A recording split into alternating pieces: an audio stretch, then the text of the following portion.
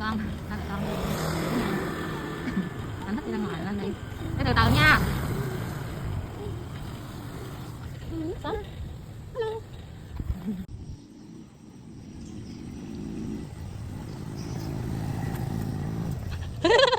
Vậy chứ chắc nha.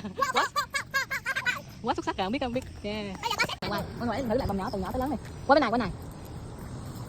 Wow. Yeah, yeah. Rồi, tới con.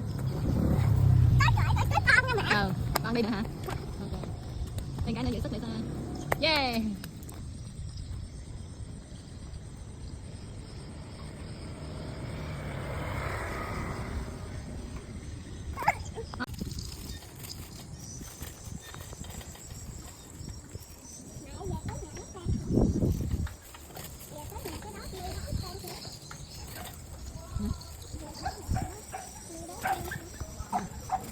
Mm-hmm.